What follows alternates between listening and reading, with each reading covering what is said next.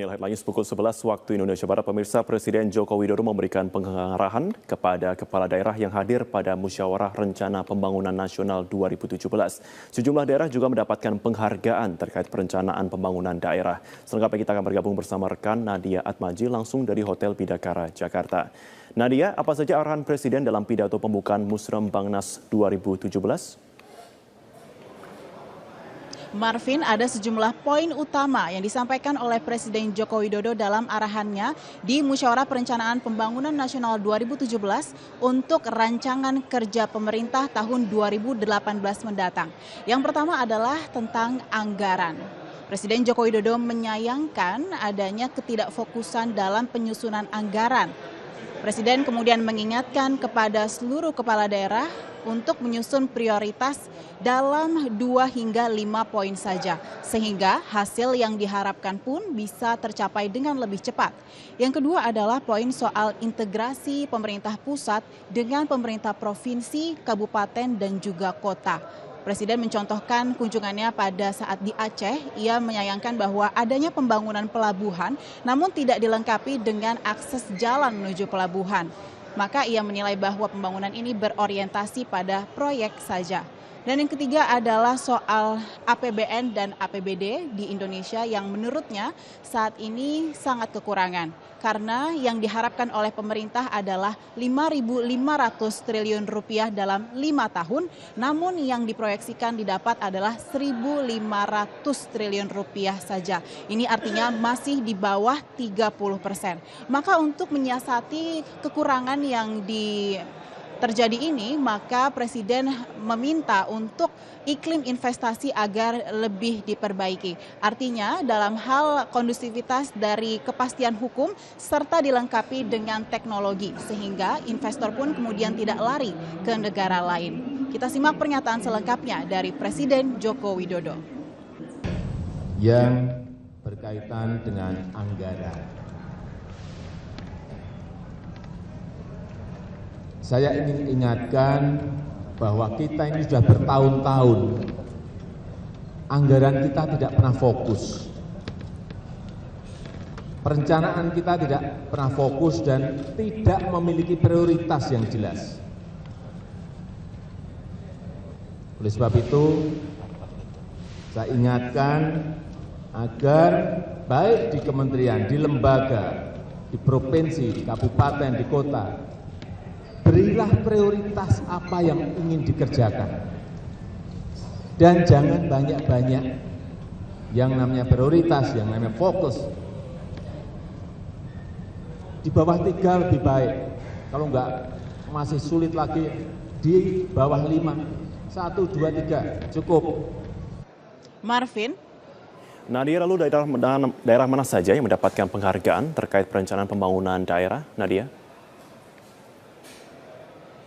Marvin, terkait dengan penghargaan penyusunan perencanaan pembangunan daerah atau disebut dengan penghargaan Pangripta Nusantara Utama diberikan kepada provinsi, kabupaten, dan kota. Untuk provinsi, diantaranya untuk daerah istimewa Yogyakarta, kemudian daerah khusus ibu kota atau DKI Jakarta, dan Sumatera Selatan. Sementara untuk kabupaten ada dari Tabanan, Bali, kemudian ND, Nusa Tenggara Timur, dan juga Sigi, Sulawesi Selatan. Kemudian untuk daerah kota yaitu dari Batu, Jawa Timur, Pekalongan, Jawa Tengah, dan juga Tanjung Pinang. Adapun kategori lainnya yaitu inovasi perencanaan juga diberikan kepada lagi-lagi daerah khusus ibu kota Jakarta dan juga untuk daerah kabupatennya yaitu Muara Enim, Sumatera Selatan.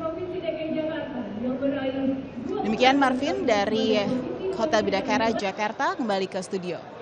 Baik, terima kasih untuk laporan Anda, Nadia Atmaji, melaporkan langsung dari Hotel Bidakara, Jakarta. Ya, luar biasa ya. Mungkin pemandangan yang biasa sehari-hari Gubernur DKI Jakarta menerima warga, tapi kali ini kok jauh lebih banyak ya, bahkan banyak yang membawa karangan bunga begitu. Iya, dan kita lihat memang warga juga ngomong apa adanya ya, kita belum bisa move on Belum gitu bisa ya. move on You are lagi. too good to be true gitu Apa kan. saja sih yang disampaikan warga? Nah, kita tanyakan langsung ke rekan kami yang saat ini juga memantau langsung dari Balai Kota Jakarta, ada Taris Hirziman. Taris, apakah hari ini yang datang ke Balai Kota masih banyak dan apa sebenarnya yang disampaikan kepada Pak Ahok?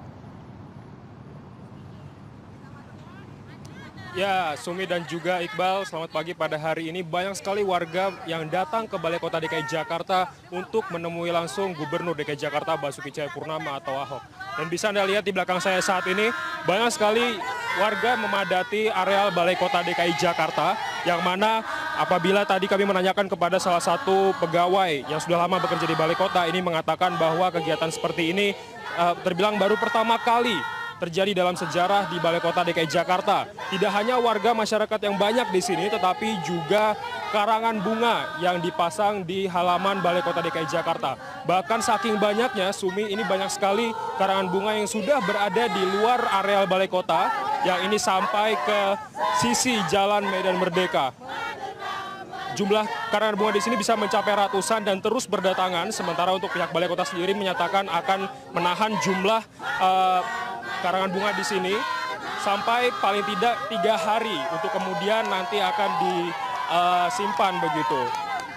Dan saat ini Ahok sudah berada di dalam Balai Kota untuk menemui warga, namun biasanya apabila kita melihat warga setiap pagi datang ke Balai Kota untuk mengajak berfoto bersama ataupun menyampaikan aspirasi begitu. Namun pada pagi hari ini lebih banyak warga yang datang untuk mengajak foto. Bahkan tadi di dalam Balai Kota kami melihat bahwa Ahok menyiapkan sendiri tempat fotonya dan langsung mengajak dan membuat antrian untuk warga yang datang menemui dirinya untuk mengajak foto bersama. Dan tadi kami juga menanyakan, di sini masyarakat juga tidak hanya datang dari Jakarta saja, tetapi juga dari berbagai daerah di Indonesia, dari Kalimantan, Sumatera, dan tadi kami juga sempat mewawancarai dan mereka semua ingin sekali bertemuan Gubernur DKI Jakarta Basuki Cahayapurnama atau Ahok yang akan mengakhiri masa jabatannya pada Oktober 2017 mendatang. Sumi.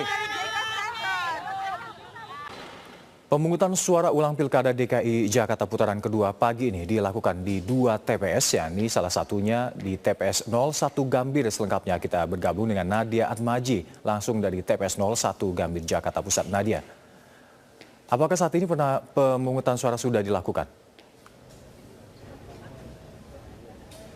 Alka, hingga saat ini berdasarkan pantauan kami belum dilakukan pemungutan suara ulang di TPS 01 Kelurahan Gambir, Kecamatan Gambir. Di belakang saya ini merupakan TPS yang sejak tadi masih terus melakukan persiapan. Sejak pukul 6.30 tadi persiapan yang dilakukan berupa pemasangan meja, kemudian untuk menaruh logistik yang ada seperti kotak suara, bilik suara, dan juga surat suara untuk kemudian digunakan pada pemungutan suara ulang. Dijadwalkan pemungutan dimulai pukul 7.00 waktu Indonesia Barat hingga pukul 13.00 waktu Indonesia Barat.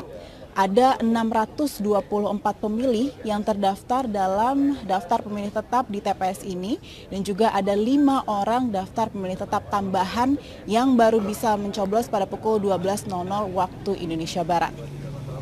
Alka. Ya Nadia, apakah pemungutan suara sudah mulai dilakukan saat ini? Ya, meski kami bisa menjelaskan ya, tadi pemungutan suara belum dilakukan, akan segera dilakukan dengan cara dimulai dengan pembacaan sumpah, kemudian membuka pertama kali segel dari kotak suara dan surat suara. Dan alasan dari pemungutan suara ulang ini adalah karena adanya rekomendasi dari panitia pengawas kecamatan yang mendapatkan laporan bahwa di TPS ini ada penyalahgunaan formulir C6. Formulir C6 digunakan oleh orang yang tidak tertera namanya dalam formulir tersebut, yaitu atas nama Sukadiah digunakan oleh Hasilah, sementara atas nama Saini digunakan oleh Bayi. Dan kemudian karena inilah dilakukan pemungutan suara ulang yang disebarkan formulir C6-nya mulai dari kemarin malam, yaitu pukul 5 sore waktu Indonesia Barat, kemudian hingga pagi ini juga masih dilakukan. Dan warga di sini cukup antusias meskipun mereka bingung untuk mengapa bisa dilakukan pemungutan suara ulang kembali. Berikut pernyataan selengkapnya dari warga. KPPS 01 Kelurahan. Menyayangkan nggak adanya pengulangan suara ini? Ya otomatis sudah menyayangkan ya, karena jeripaya yang kemarin petugas itu kan nggak ada artinya kan dengan diulangin ya. Akhirnya kan banyak yang warga otomatis nggak bakal banyak yang nggak datang kayak kemarin gitu, nggak semeriah kemarin gitu.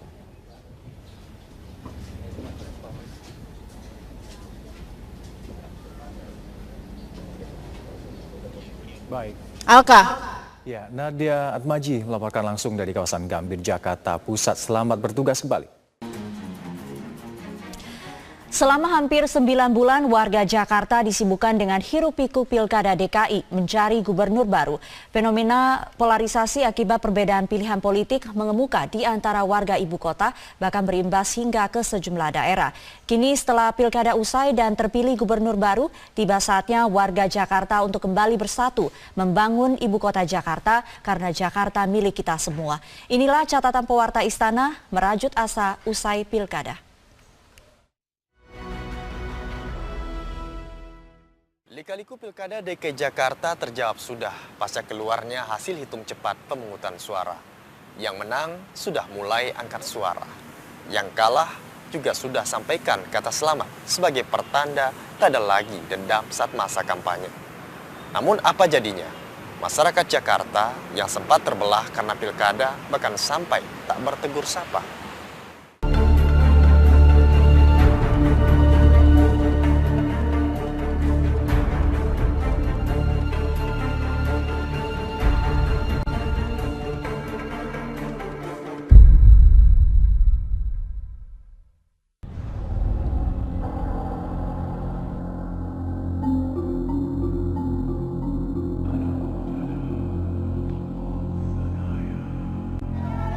Berakhir sudah Pilkada DKI Jakarta yang penuh dinamika dan cerita itu.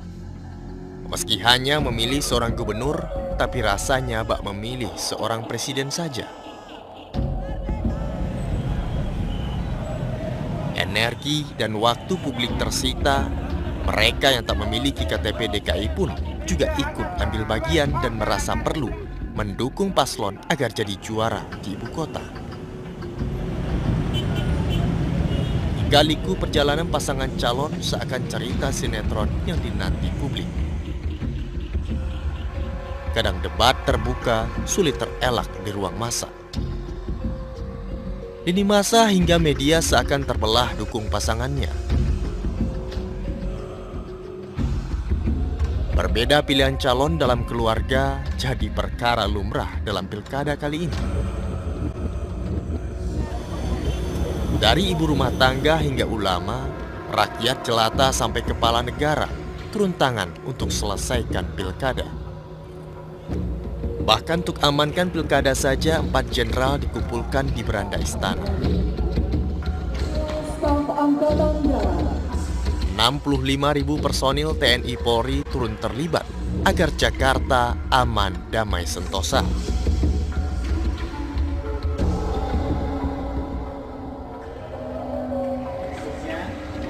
Tujuannya hanya satu, agar hak demokrasi warga Jakarta tak terganggu oleh mereka para benalu.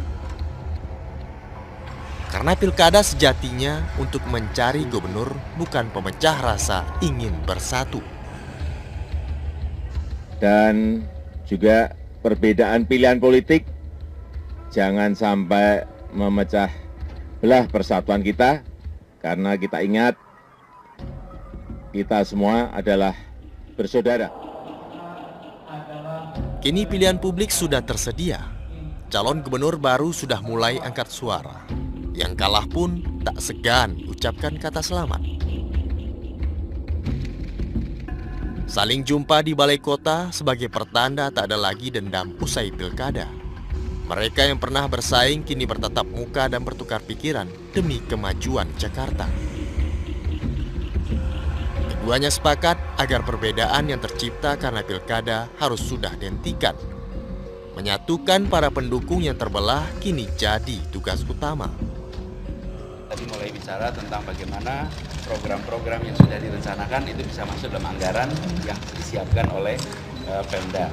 Dan itu perlu waktu.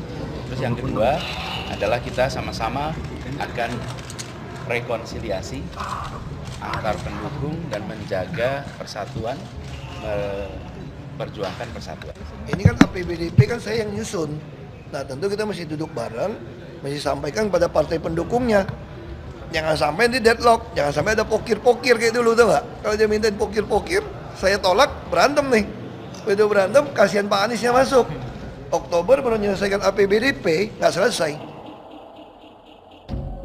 Pilkada adalah mencari pemimpin terbaik yang bisa merangkul semua golongan dan memikirkan nasib khalayak ramai.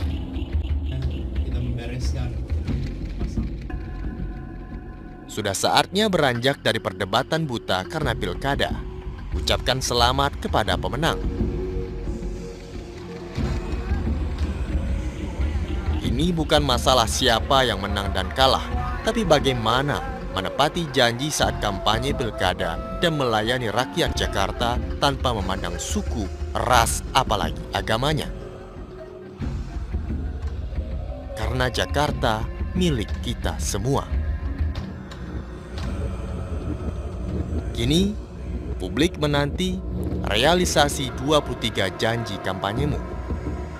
Mulai dari DP rumah 0 rupiah, menyediakan 200.000 lapangan pekerjaan, membangun pemerintahan yang bersih tanpa korupsi, KJP Plus, tolak reklamasi, menata Jakarta tanpa menggusur, hingga transportasi seluruh Jakarta hanya bayar Rp5.000 saja, sampai wisata malam syariah dengan menutup sejumlah tempat hiburan malam. Itulah yang dinanti publik saat ini. Selamat datang Gubernur baru.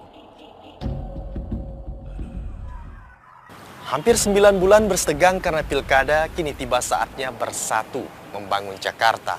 Yang menang jangan pula terlalu jumawa dan bertepuk dada. Yang kalah pun jangan pula terlalu lama bermuram durja. Karena untuk mengabdi membenahi negeri tersedia banyak cara. Saya Kopri Mandani dan juru kamera Agustin Lawrence untuk catatan pewarta Istana.